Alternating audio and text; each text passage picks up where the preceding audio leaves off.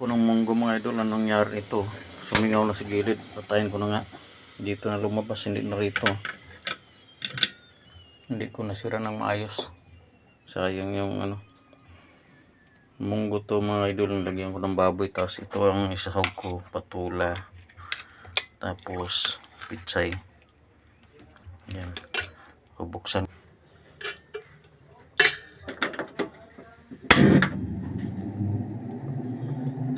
Ayan mga idol. Tingnan ko kung lambot na. Yan, baboy ang sahog nito. Yan. Dinretso ko na itong mga idol. May sibuyas, may luya. Kasi dapat ilaga ko sana yung baboy. Nakita ko may munggo. Lagyan ko na rin ng kamatis at sibuyas dahon. Ayan. Lambot na. Okay na to. Man nga natin.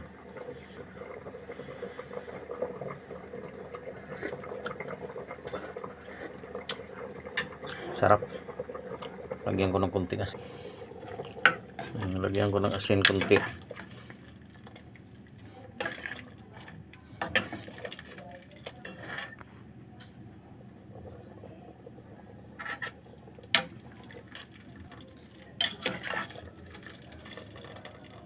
Tsaka bitsin.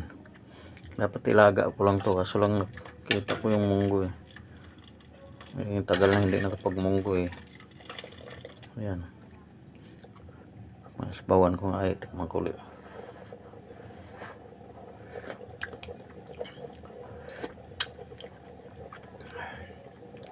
Yan yan mga idol. Ilagay ko na tong yan yung patula.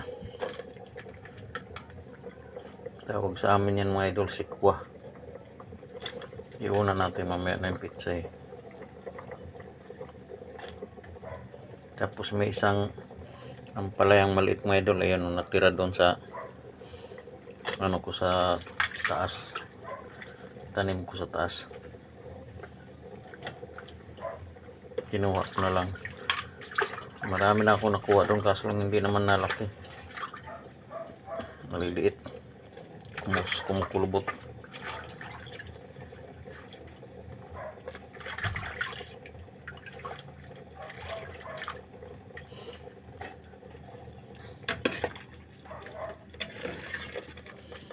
Ginamihan ko yung sabaw mga idol kasi pag nagluto kami ng ng munggo, gusto ng asawa ko maraming sabaw, ayaw nila ng malapot. Tapos bigyan ko rin yung anak ko tsaka yung biyanang ko dyan sa kabila.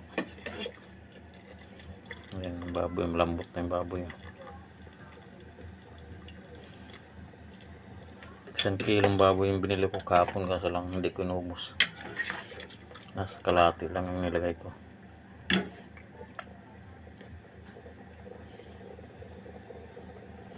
Pero kumain ako mga idol. Ang inulam ko noodles lang na nagutom ko sa kanina. Kasi wala akong hapunan kagabi.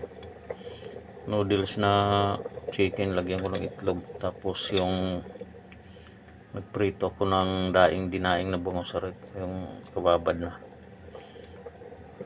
Tapos kaya busog na busog ako. Nilituan ko lang itong ulam yung anak ko at asawa ko.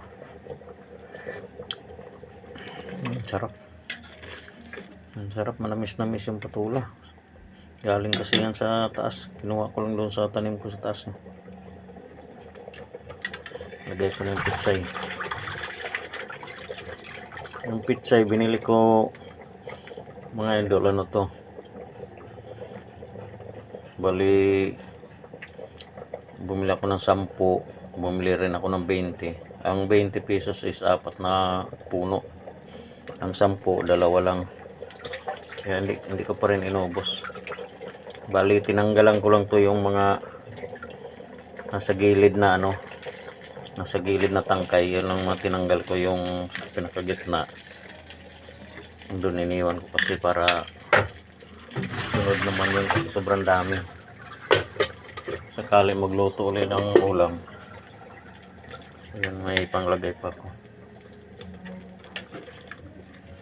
Parang tumanda na nga yung patula pero hindi pa naman. Buti kinuha ko kagad. Kasi kala ko lalaki pa eh. Pinisil ko lambot pa. Kinuha ko na lang. Kasi nung nakaraan eh, tumigas yung dalawa. Hindi ko na nagulay eh. Parang ano na siya ang salaan.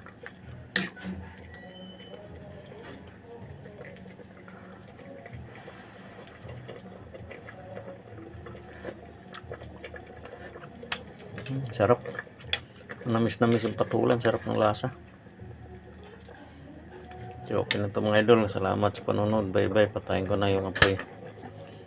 Off ko na mga idol. Thank you. Maraming salamat sa panonood.